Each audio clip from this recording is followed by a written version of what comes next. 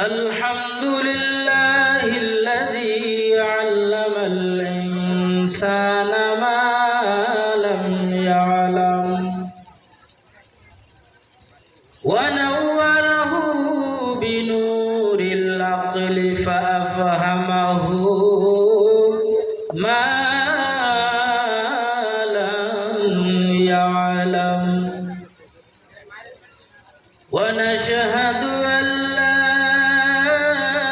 إله إلا الله وحده لا شريك له ذو الجود والكرم ونشهد أن سيدنا ومولانا محمدا عبده ورسوله المكرم صلى الله تعالى عليه وعلى آله وأصحابه وسلم فقد قال الله تبارك وتعالى في كلامه المجيد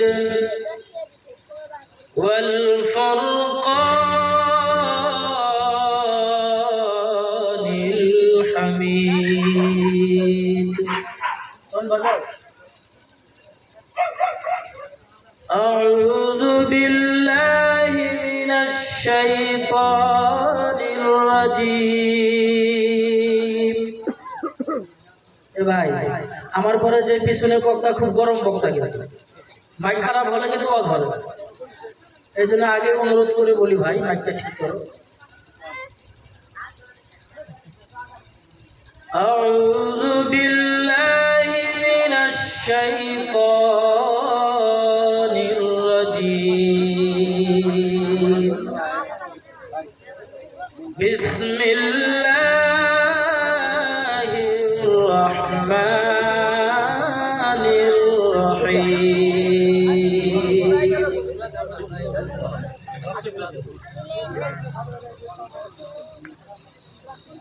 قل إن كنتم تحبون الله فاتبعوني يحببكم الله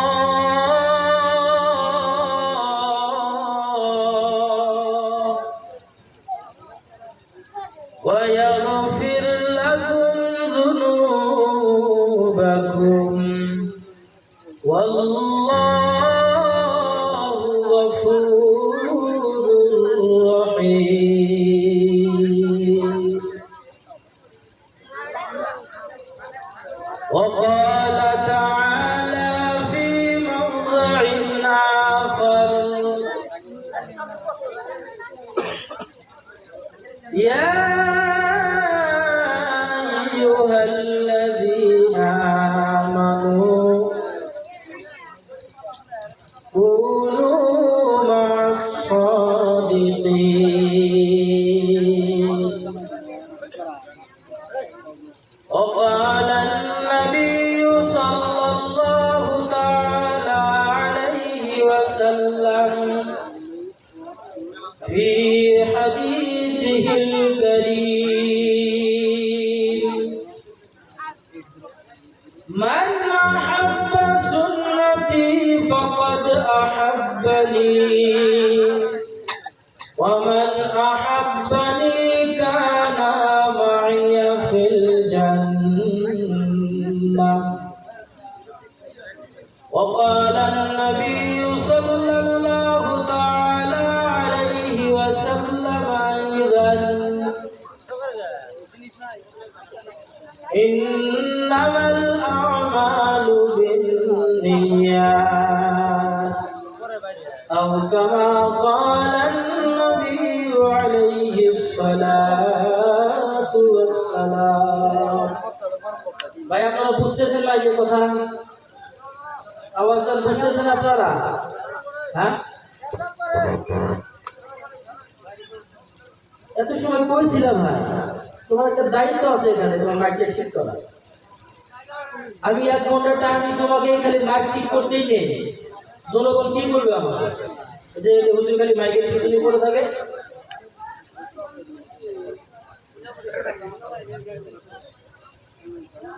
যাও ভাই, আপনারা কষ্টের মাধ্যমে আলোচনা চালাবো। চালাবো ভাই ভাই, তুমি যত দ্রুত করো ঠিক করতে থাকো। وقال تعالى في شان حبيبه صلى الله تعالى عليه وسلم إن الله وملائكته يصلون على النبي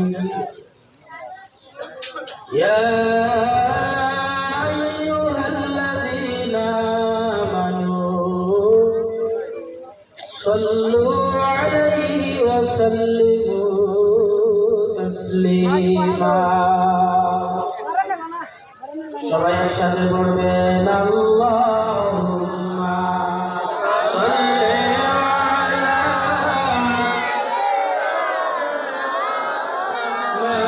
মাওলানা মুহাম্মাদ ওয়া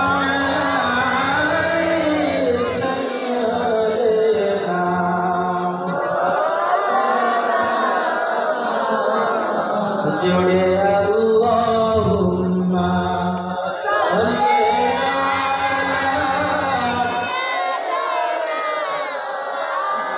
মাওলানা মুহাম্মাদ ওয়া আলি সাইয়্যিদিনা মাওলানা কে ভাঙিল কাবার পুতুল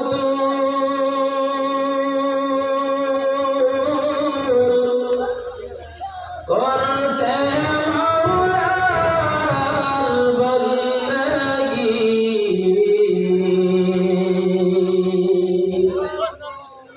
কে ভাঙিল কাবার পুতুল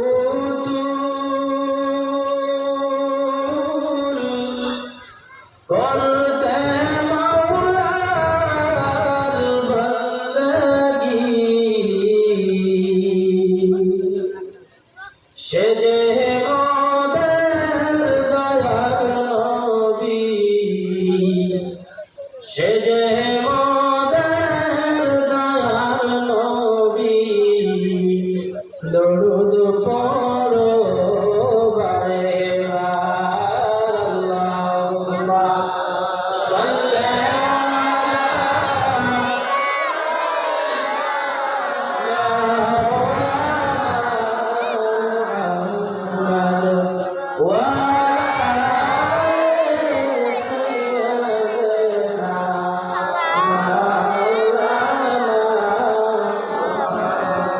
নবীর সুন্নাত পালন করো,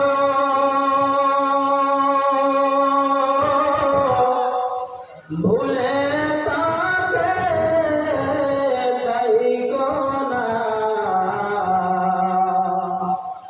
নবীর সুন্নাত পালন করো, ভুলে তাকে যাইগো না। কঠিন কিয়ামতের দিনে, কঠিন হাসরের দিনে ওই নবী তোমার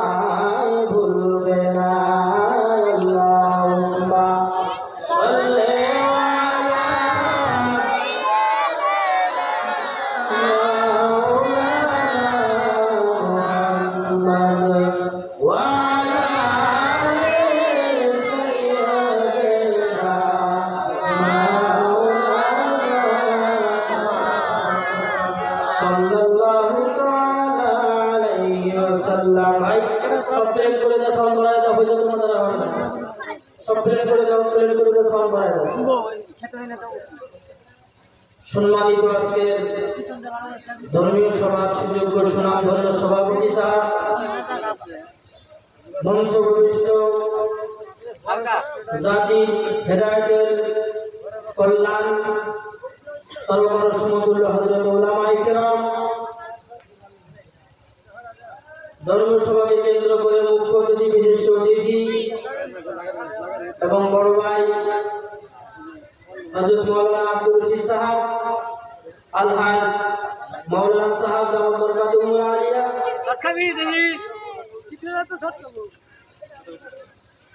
দূর দূরান্ত থেকে চলে আসা দিন প্রেমিক, ইসলাম প্রেমিক, নবী প্রেমিক, মাদ্রাসা প্রেমিক,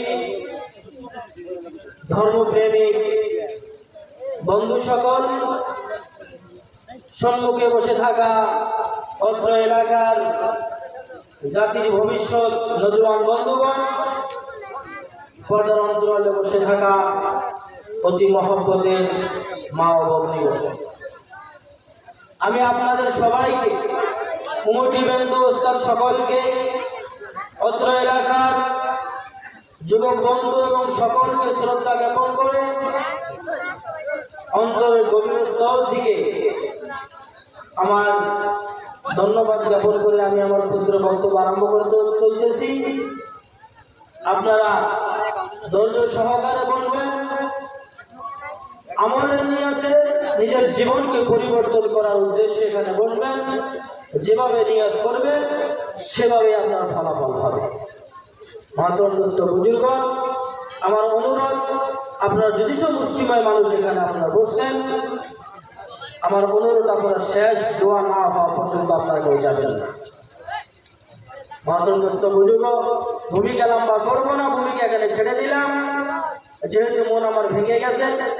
অত্র এলাকা বৃহৎ এলাকা, একটা মাদ্রাসাকে কেন্দ্র করে আপনাদের ধর্মীয় সভা, মুষ্টিময় মানুষ একটা বাড়িতে থেকে মানুষ বেশি, দেশের কোনায় বেদনায় আপনাদের দোয়া আশীর্বাদে আল্লাহ পাক নেন। এরকম মাদ্রাসার সভা আমার চোখে কমই পড়ে। মহাতরগ্রস্ত বুজুর্গ, মাদ্রাসার প্রতি মন খারাপ করবেন না। যখনই ডাক দেওয়া হোক পাগলের মতো ঝাঁপায়া পড়বেন। আপনি যে শ্রেণীর লোক থাকেন না কেন, কঠিন কিয়ামতের দিন এই মাদ্রাসাকে কেন্দ্র করে, মাদ্রাসাকে ভালোবাসার কারণে আল্লাহ আমাকে আপনাকে নাজাতের জড়িয়ে বানায় দিবেন। সুবহানাল্লাহ। গতিকে পা ধরে বললাম, এখনো তারা রাস্তা ঘোরাফেরা করতেছেন, আপনারা দয়া করে মনটাকে নরম করে দিয়ে নবীর আশিক হয়ে এখানে বসে যান, ঠকবেন না। এমন একটা কথা আপনার জীবনে হিট লাগবে, অন্তরে ধাক্কা লাগবে, যে কথাটার কারণে নিয়ে যদি আপনার খাঁটি হয়, ওই কথাটা মানার কারণে আপনার জীবন পরিবর্তন হয়ে যাবে। কিন্তু এখানে দুনিয়ার অন্য কোনো প্রোগ্রামে এই সার্টিফিকেট গ্যারান্টি কেউ দেয় না। মহাতরগ্রস্ত বুজুর্গ, আমি আপনাদের সম্মুখে কোরআন শরীফ থেকে আয়াত তিলাওয়াত করেছি, কুল ইন কুনতুম তুহিব্বুনাল্লাহ ফাত্তাবিউনি ইলা আখিরিল আয়াত। আল্লাহ পাক পৃথিবীর মানব জাতিকে নবীর মাধ্যম দিয়ে জানাইতেছে, যেহেতু মাদ্রাসাকে কেন্দ্র করে সভা, যার জন্য এটা আয়াতটা আমার হঠাৎ করে বেরিয়ে আসলো, ওই আয়াতটা আপনাদের সম্মুখে তেলাওয়াত করলাম। সংক্ষিপ্ত তর্জমা শুনে, আল্লাহ নবীকে কেন্দ্র করে, আল্লাহ নবীর মাধ্যম দিয়া আল্লাহ পৃথিবীর সমস্ত মানব জাতিকে বলতেছে, হে আমার প্রিয় হাবিব, আপনি সমস্ত মানব জাতিকে বলে দেন, তারা যদি আমি আল্লাহকে ভালোবাসতে চায়, তারা যদি আমি আল্লাহর সাথে সুসম্পর্ক, গভীর প্রেমের বন্ধন এবং আবদ্ধ হয়ে যদি প্রেম করতে চায়, তারা সকলেই ঐক্যবদ্ধ হয়ে তারা সবাই আপনার আনুগত্যকে মেনে নেয়, আপনার প্রেমের মালা যেন তারা গলায় পড়ে নেয়। মহাতরগ্রস্ত বুজুর্গ, তার সঙ্গে সঙ্গে আল্লাহ পাক বললেন, যদি তোমরা আমার নবীকে ভালোবাসতে পারো, ইউহিব্বুকুমুল্লাহ, আল্লাহ পাক আমাকে আপনাকে কি করবেন, ভালোবাসবেন। এখানে বিজ্ঞ বিজ্ঞ আলেম রয়েছেন, সায়েন্টিস্ট রয়েছেন, ওখানে বুঝবেন, সায়েন্সের ছেলে পেলে। এখানে দুইটা ইউহিব্বুকুমুল্লাহ, এখানে দুইটা জামানা ব্যবহার করা হয়েছে, বর্তমান এবং ভবিষ্যৎ। আল্লাহ পাক আমাকে আপনাকে এমন করে ভালোবাসবেন, যদি আমি আপনার নবীকে দুনিয়ার মধ্যে বেঁচে থাকাকালীন ভালোবাসতে পারি, আল্লাহ পাক আমাকে ইহকালেও ভালোবাসবেন এবং পরকালেও ভালোবাসবেন। আর নবীকে ভালোবাসার কারণে আমাকে আপনাকে আল্লাহ পাক কঠিন কিয়ামতের দিন নবীর আশিক হিসাবে আল্লাহ পাক মাফ করে দেবেন।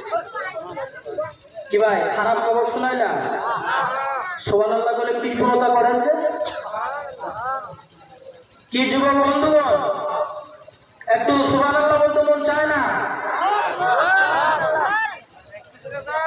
মহতরমগ্রস্ত বুজুর্গ, এতটুকু দুর্বল ঈমান আমাদের, যেখানে নবীর প্রেমিক হলাম, আল্লাহ পাক খুশি হয়ে কঠিন কিয়ামতের দিন মাফ করে দিল, তারপরেও জয়ের খবর শোনার পরেও, খুশির খবর শোনার পরেও সুবহানাল্লাহ বলতে পারা হয় না।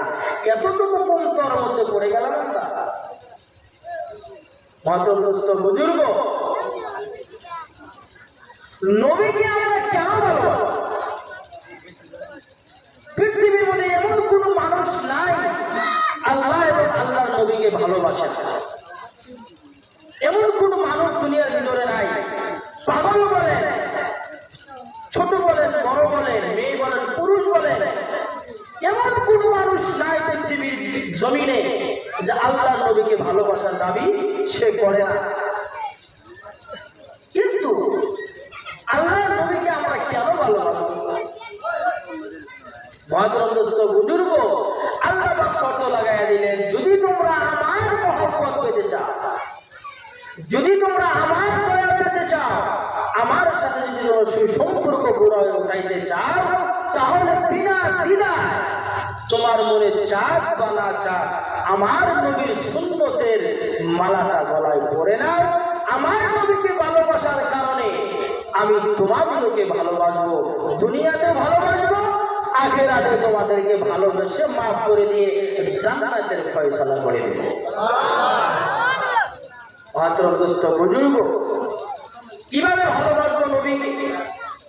আল্লাহ নবী হাদিসের মধ্যে বলে গেলেন, মান আহাব্বা সুন্নতি ফাকাদ আহাব্বানি ওয়া মান আহাব্বানি কানা মাইয়া ফিল জান্নাহ। এই পৃথিবীর মানুষেরা, তোমরা কিভাবে আমি নবীকে ভালোবাসবে? এই পৃথিবীর ভিতরে বর্তমান ফিতনা মুসিবতের জামানা, বর্তমান জামানার ভিতরে জ্বলন্ত আগুন আপনার হাতের তালুতে রাখা সম্ভব হবে, কিন্তু বিন্দু মাত্র ঈমান নিয়ে কবরে যাওয়া তার থেকে ভয়ঙ্কর বিপদ কঠিন। ভাই, কথাগুলো বুঝাইতে পারছি আপনাদেরকে?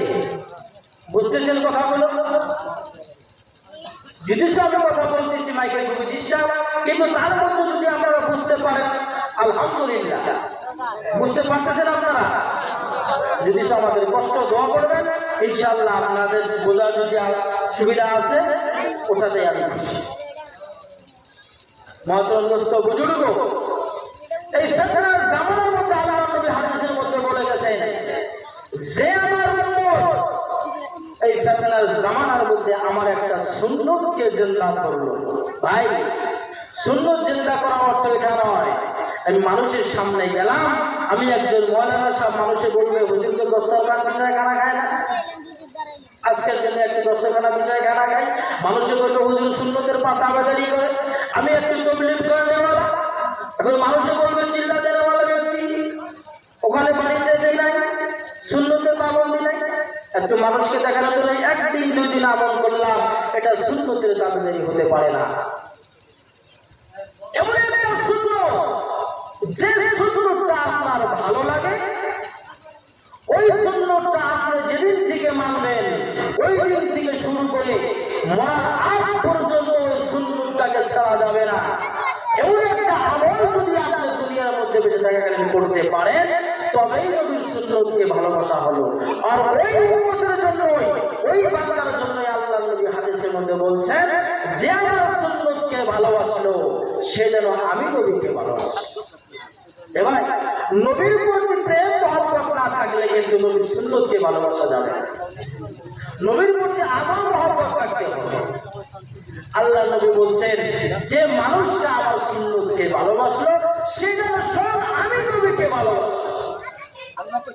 আর ওই মানুষটা আর আমি জান্নাতের মধ্যে আল্লাহ নবী দুটো আঙ্গুল এভাবে ভাগ করে দিয়ে তুলে দিয়ে বললেন যে জান্নাতের ভিতরে ওই ব্যক্তি আর আমার মাঝখানে এতটুকু ব্যবধান হবে, জান্নাতের মধ্যে আমরা পাশাপাশি বসবাস করতে পারি। সুবহানাল্লাহ। মহতরম দোস্ত বুজুর্গ, এমন একটা মর্যাদা সম্পূর্ণ নবীর উম্মত আমরা হতে পেরেছি। এই আমার আপনার জন্য আমার নবী এই দিনটাকে রেখে গেছেন। অনেক পরীক্ষার সম্মুখীন হয়ে, অনেক অত্যাচার সহ্য করে, দান্দার মুবারক শহীদ করে, রক্ত মুবারক বহায়া দিয়া আমার আপনার জন্য দিনটাকে আমার আপনার জন্য উপহার রেখে গেলেন। এটা আমার আপনার দৈনিক কর্তব্য। এই দিনটাকে দিনের সিপাহী হয়ে, দিনের খেদমত করা, আল্লাহ নবীর প্রেমিক হয়ে আল্লাহ নবীর প্রেমের মালাটাকে গলায় পড়ে না। বন্ধুগণ আমার,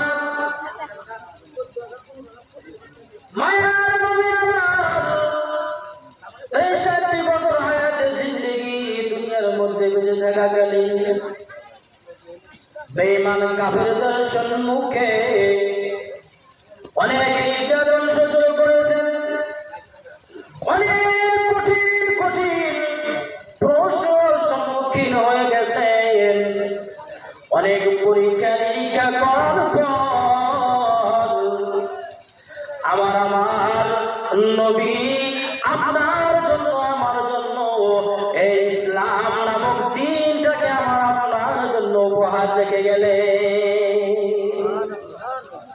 ওরে নবীর প্রেমিকেরা, ও মানলানের যুবক বন্ধুগণ, পর্দার অন্তরালে বসে থাকা মা ও বোনেরা, একদম মনটা নরম করে দিয়ে কথাগুলো অন্তরের কান লাগাইয়া শুনবেন। মনে হয় জানি না কার কোন দিন মরণের খবর এসে যায়। ওরে বন্ধু, আমার আপনার নবী যখন দিন প্রচার করার জন্য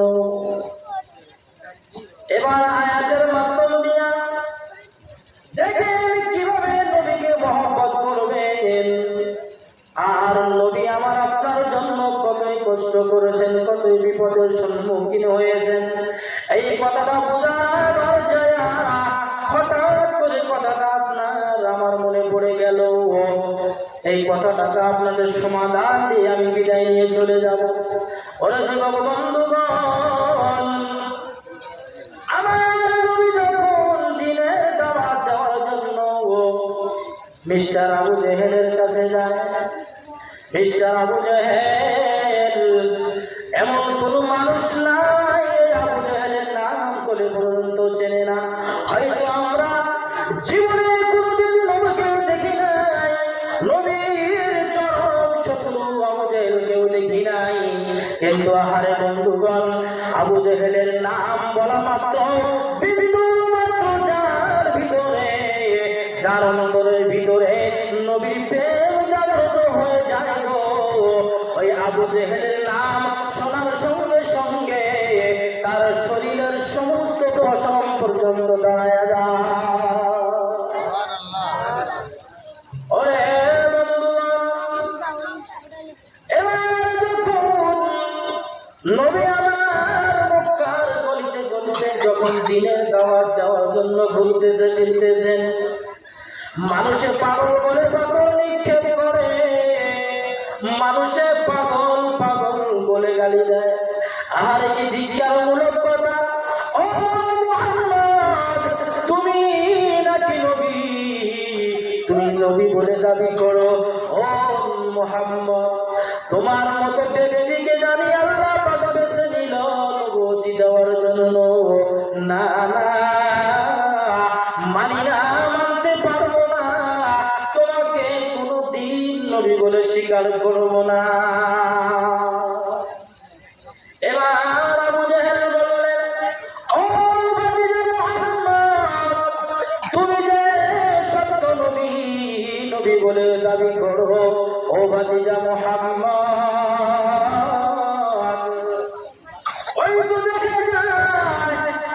সম্মুখে বিশাল আকারের বড় বড় গাছ দেখা যায়। ও ভাতিজা মুহাম্মদ,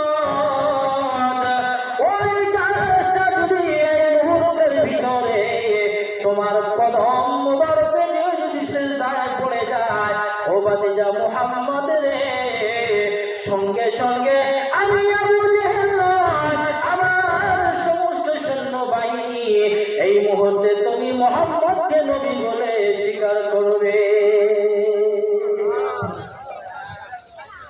এই জন্যই বন্ধুগণ আমার, এবার নবী আমার আল্লাহ পাকের কাছে সাহায্য প্রার্থনা করে বলল, ওরে বৃক্ষ,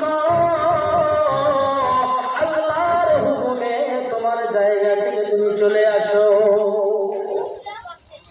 সঙ্গে সঙ্গে বন্ধুগণ আমার, ও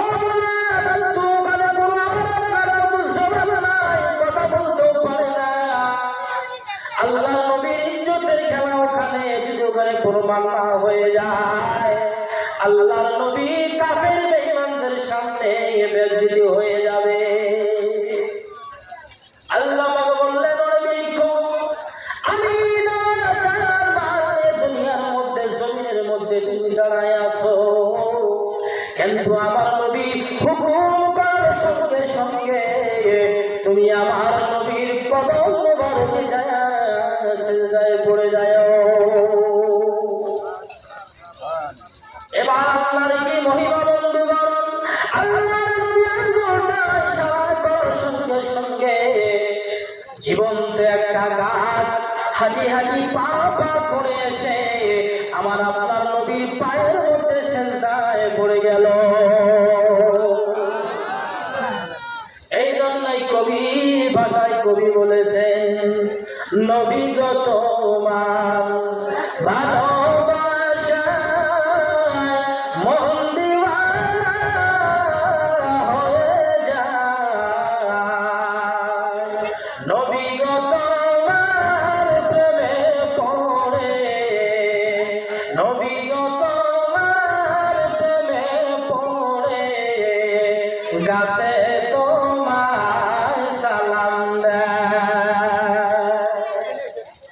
ও যুবক বন্ধুগণ, মুরুবিয়ানের সমাজ, এবার আবু জেহেল যখন সমস্ত চেলামেলা নিয়ে সচক্ষে প্রমাণ হয়ে গেল, মিস্টার আবু জেহেল এবার বলতেছিল, ভাতিজা মুহাম্মদ, আগে জানতাম না তুমি এত বড় জাদুকর, জাদুকরে শেষ পর্যন্ত গাছটাকে তোমার পায়ের মধ্যে নিয়ে নিলাম।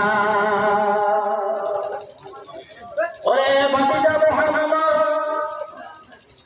না না, মানি না, মেনে নিতে পারবো না এই বিশাল জনগণের সম্মুখে। ও ভাতিজা মুহাম্মদ, এই তো আমার হাত আমি বন্ধ করে দিলাম, যদি ভাতিজা তুমি বলতে পারো আমার হাতের মুঠের মধ্যে কি রয়েছে, আমার সৈন্য সামন্ত নিয়ে এই মুহূর্তে তোমার প্রেমের মালা গলায় পড়ে নিব। এবার বন্ধুগণ আমার, মায়ার নবী আমার আসমানের দিকে চায় আল্লাহর সাহায্য পাওয়ার জন্য। আল্লাহর করিশ্মা কি দেখেন, আবু জেহেলের হাতের মধ্যে যে বস্তুটা রয়েছে ওই বস্তুটার জবান খুলে গেল। ও নবী আমার, টেনশন করবেন না, আমি আবু জেহেলের হাতে একটা মাত্র পাথরের টুকরা মাত্র। আল্লাহর নবী পাথরের কথাটাই স্পষ্ট কানে শ্রবণ করতে পারলেন। আল্লাহর নবী মুস্কি মুস্কি হাসে, ও আবু জেহেল চাচা আমার, আমি নয়, যদি আপনার হাতের বস্তু যদি আপনাকে বলে দেয়, আপনি স্বীকার করেন, আপনি আমার কলেমার মালানি গলায় পড়বে। এবার আবু জেহেল বললেন, ও তুমি নয় বলছো আমার হাতের বস্তু আমাকে আমাকে জবাব দিয়ে দিবে। যদি বলতে পারে ভাতিজা আমি তোমার মালা গলায় পড়ে নিব। আল্লাহর নবী আল্লাহর হুকুমে লাউস্পিকারের মতো বলে দিল, ও চাচা যান, আপনার হাতের মুষ্টির মধ্যে রয়েছে একটি পাথরের টুকরা মাত্র। এবার আবু জেহেল আল্লাহর নবীকে কষ্ট দেওয়ার জন্য, বেইজ্জতি করার জন্য নানান ধরনের কঠিন থেকে কঠিন প্রশ্ন একের পর এক চাপায়া দিতে লাগলো।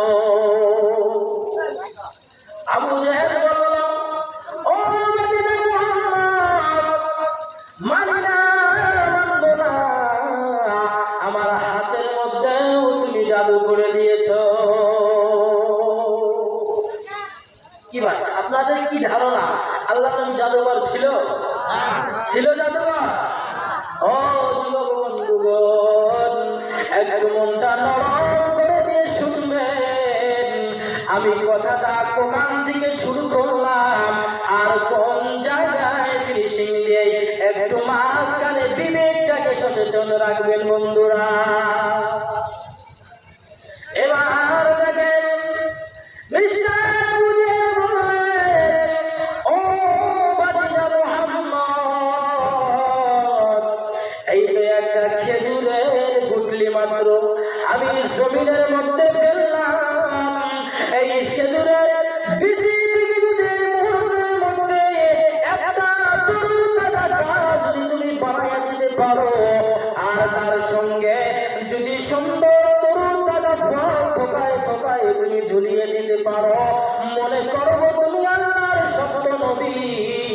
এই মক্কার জমিনের মধ্যে আমি এলান করে দিব, আমার ভাতিজা মুহাম্মদের মতো সত্য নবী আর কেউ না।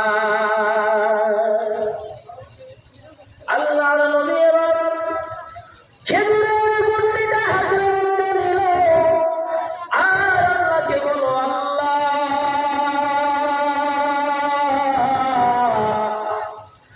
আমি মুহাম্মাদের কোনো ক্ষমতা নাই, এই খেজুরের গুটলি থেকে আমি তরুতারা গাছ রোপণ করে দিব। ও আল্লাহ, তোমার ইসলামের সম্মান তুমি বাড়ায় দাও, তোমার নবীর সম্মান তুমি বুলন্দ করে দাও। আল্লাহ পাকের সাহায্য নিয়ে মায়ার নবী বিসমিল্লাহ বলে যখন জমিনের মধ্যে ওই গুটলিটা নিক্ষেপ করলো, সঙ্গে সঙ্গে তরুতাজা একটা খেজুরের গাছ ওখানে তরুতাজা হয়ে রেডি হয়ে গেল। ও যুবক বন্ধু, শুধু তাই নয়, সঙ্গে সঙ্গে উপরের দিকে চোখ উত্তোলন করে দেখলো, উপস্থিত মন্ডলীগণ দেখলো, সঙ্গে সঙ্গে থোকায় থোকায় তরুতাজা খেজুর সঙ্গে সঙ্গে লেগে গেল। ওরে যুবক বন্ধুগণ, মিস্টার আবু জেহেল তবুও মায়া নিতে পারে না, মানবে না। যাদের কপালে আল্লাহ পাক হেদায়েত লেখেন নাই, আল্লাহ পাক তাদের কপালে হেদায়েত কোনো প্রকারে দিতে পারে না। হাজারো প্রমাণ তারা দেখার পরে, হাজারো প্রমাণ, হাজারো মসজিদ বুদ্ধি খাটানোর পরে তারা আমার নবীকে নবী বলে স্বীকার করে নিতে পারে না। ওরে যুবক বন্ধুগণ, এবার মিস্টার আবু জেহেল পুরা একটা খেজুর হাতের মধ্যে নিল আর বলে, ও ভাতিজা মুহাম্মদ, এই তো চেয়ে দেখো, পুরা একটা খেজুর আমার হাতের মধ্যে রয়েছে। এই খেজুরটা থেকে যদি তুমি একটা তরুতাজা গাছ যদি তুমি রোপণ করে দেখাইতে পারো, আমি মেনে নিব তুমি নবী, মহান নবী।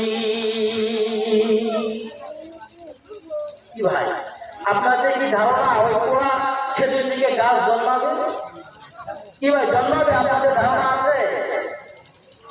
সন্দেহ আছে আপনাদের না? যার জন্য বলতেছেন না আপনারা। এবার দেখেন বন্ধুগণ, মায়ার নবী আমার সঙ্গে সঙ্গে বিসমিল্লাহ বলে মাটির নিচে ওই পোড়া খেজুরটাকে ওখানে পুঁতে দিলেন। আল্লাহর করিশ্মায়, আল্লাহর মদতে সঙ্গে সঙ্গে একটা সুন্দর রূপে একটা খেজুর গাছ জন্ম নিল। ও যুবক বন্ধু, এখানে যারা আল্লাহর পবিত্র কাবা জিয়ারত করেছেন, মক্কা মদিনা দেখার সৌভাগ্য হয়েছে, হাজী সাহেবরা বলতে পারবে বন্ধুগণ, আমরা কিতাব দেখে দেখে বলি এখন পর্যন্ত আল্লাহ পাক শশককে মক্কা মদিনা জিয়ারত করার আমাদের ভাগ্য লেখেন নাই। কিন্তু বন্ধুগণ আমার, যারা হাজী সাহেব এখানে উপস্থিত রয়েছেন এবং আশেপাশে যারা হাজী সাহেব রয়েছে, জিজ্ঞাসা করলে বলতে পারবে এখন পর্যন্ত ওই পোড়া খেজুর মক্কার জমিনের ভিতরে এখন পর্যন্ত বিদ্যমান রয়েছে। ওই খেজুরটাকে মক্কার মার্কেটে উচ্চ দামে বিক্রি করা হয়।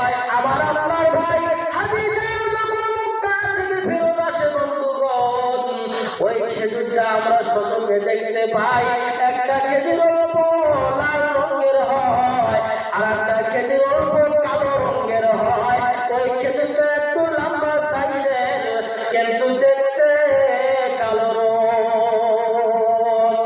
কি ভাই খাইছি না আমরা খেজুরটা? ও বন্ধুগণ আমার, ওই নবীর মহব্বতের কারণে আল্লাহ পাক মক্কাবাসীর জন্য অফার দিয়ে দিলেন। ও মক্কাবাসী শুনে না,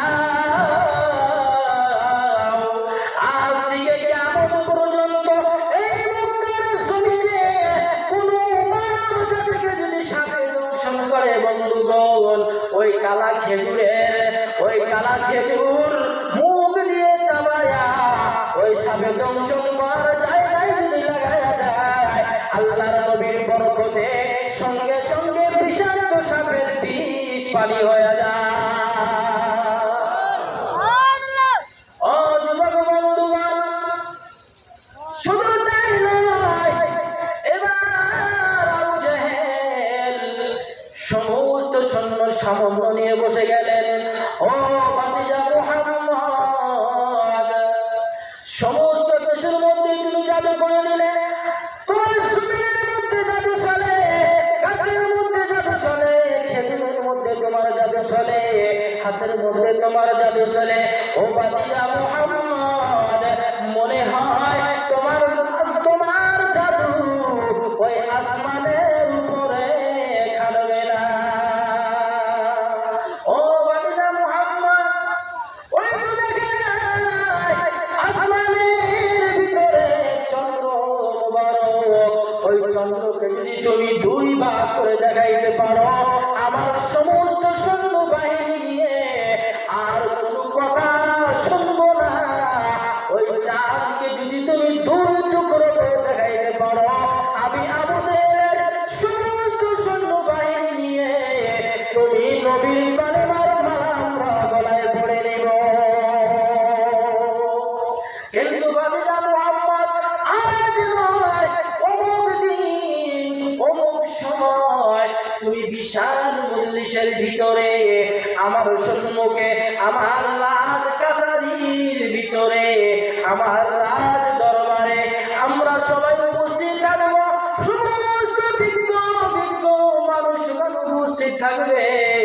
ওই সম্মুখের ভিতরে তুমি মুহাম্মদ যদি চাঁদটাকে দুই ভাগে বিভক্ত করে দেখাইতে পারো, আমরা ওই উপস্থিত মণ্ডলী সঙ্গে সঙ্গে ইসলামের বন্ধু হয়ে যাব।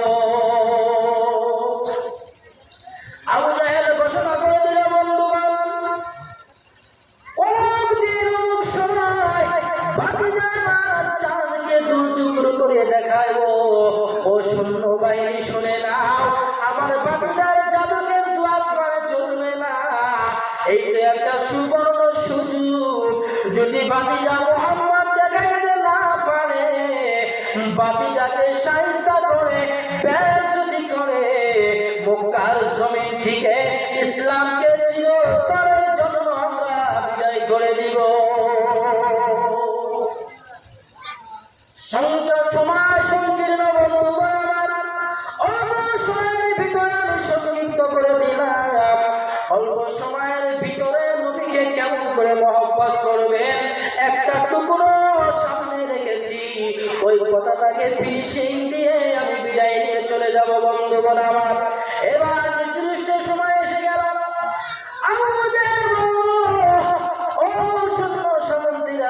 তোমরা উপস্থিত হয়ে যাও, ভাতিজা আমার, আজকে এই সময়ের ভিতরে চন্দ্রমুখ দুই টুকরো করে দেখাবো। নবী আমার যত সময় উপস্থিত হয়ে গেল, বড়ি সিগন্যাল দিতেছে বারবার সংক্ষিপ্ত করার জন্য। আর বিলম্বা করবো না বন্ধুগণ। এবার মিস্টার আবু জেহেল, আপনারা যেমন করে বসে আছেন, আবু জেহেলের সৈন্য বাহিনী এমন করে বসে আছে। আবু জেহেল বসে আছে চেয়ারে, মায়ার নবী আমার বসে আছে জমিনে। নবী আমার দাঁড়ায় গেল বন্ধুগণ, আসমানের দিকে সাদু আঙ্গুলটাকে চন্দ্রর দিকে লক্ষ্য করে বলল। যখন সাদু আঙ্গুলটাকে চন্দ্রর দিকে যখন উদ্দেশ্য করে তুলে ধরল, আল্লাহর ফজলে গরমে সঙ্গে সঙ্গে আল্লাহর হুকুমে চাঁদ দুই ভাগ হয়ে দুই দিকে চলে গেল।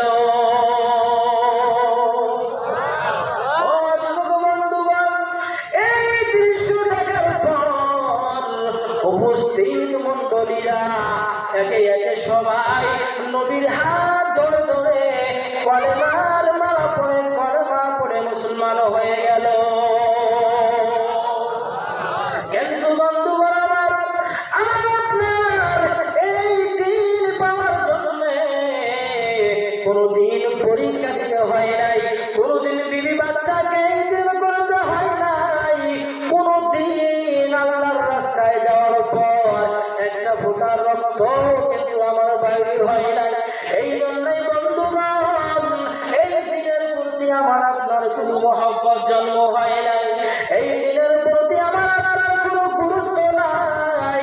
এই জন্যই লোকের প্রতি আমার আপনার কোনো বদল ভালোবাসা জন্ম হয় না।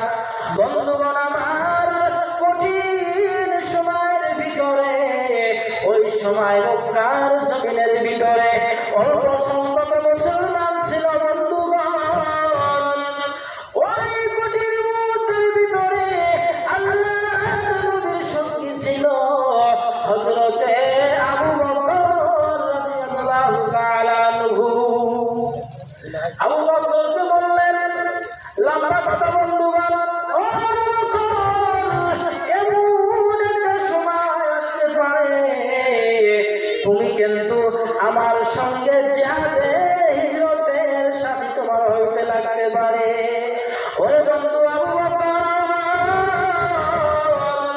তুমি এখন থেকে আমার হিজরতের সাথী হওয়ার জন্য তৈরি হয়ে যাও।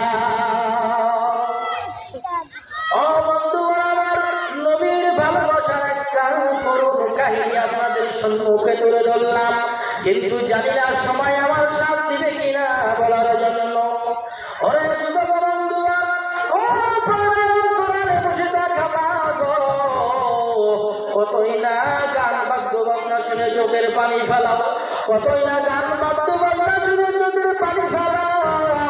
একটা মোটা নবী আসিবে, চোখের পানি তুমি ফেলাইতে যদি পারো মা গো, কঠিন কিয়ামতের দিন এই এক ফোঁটা চোখের পানির বিনিময়ে তোমার আমার জাহান্নামের আগুনকে আল্লাহ পাক হারাম করে দিবে।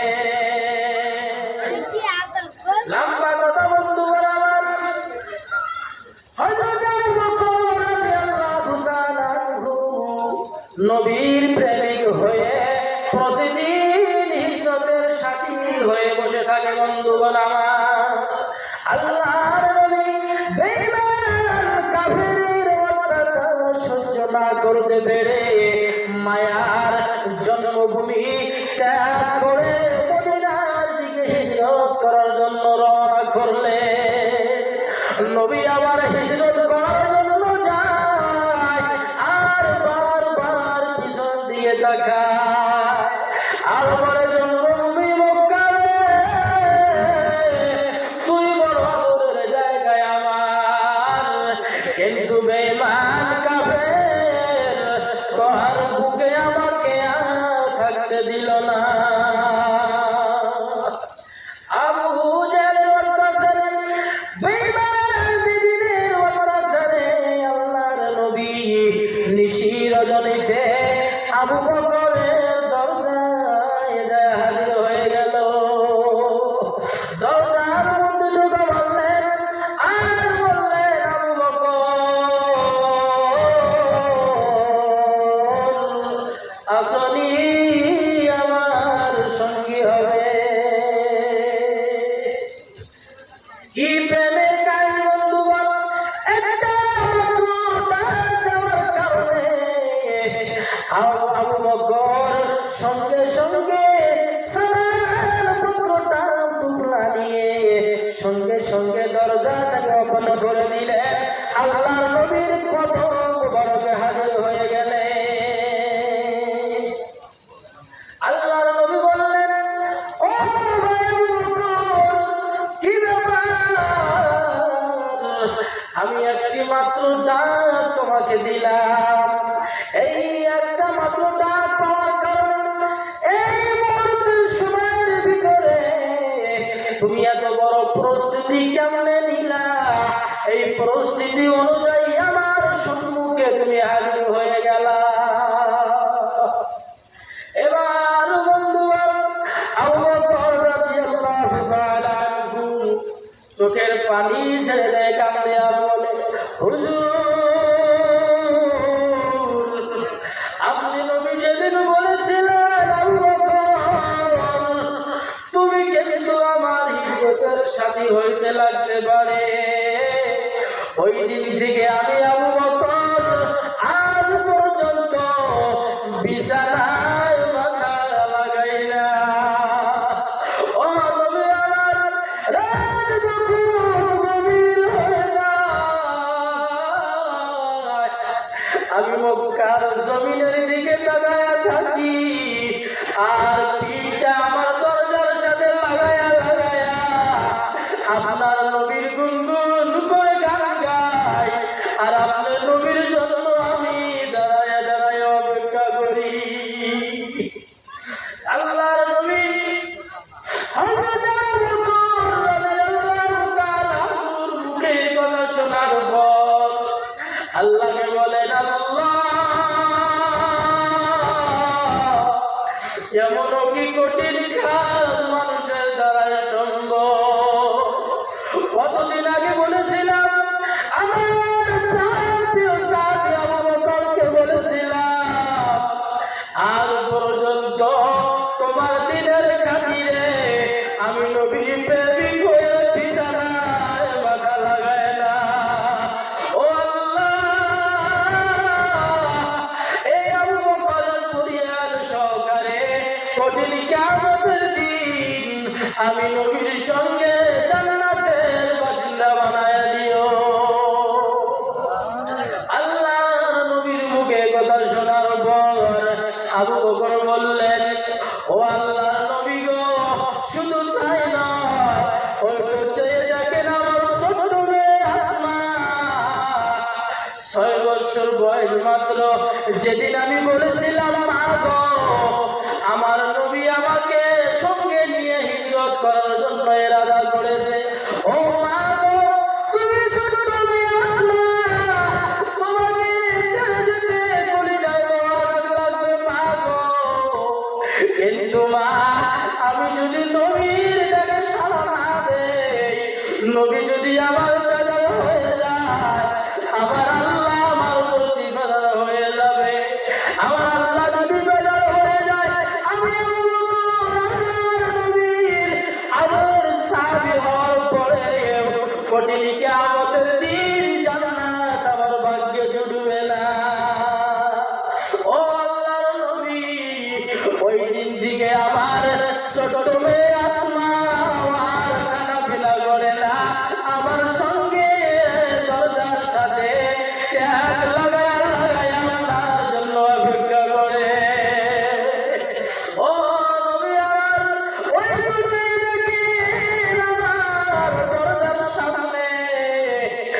আমার পালিত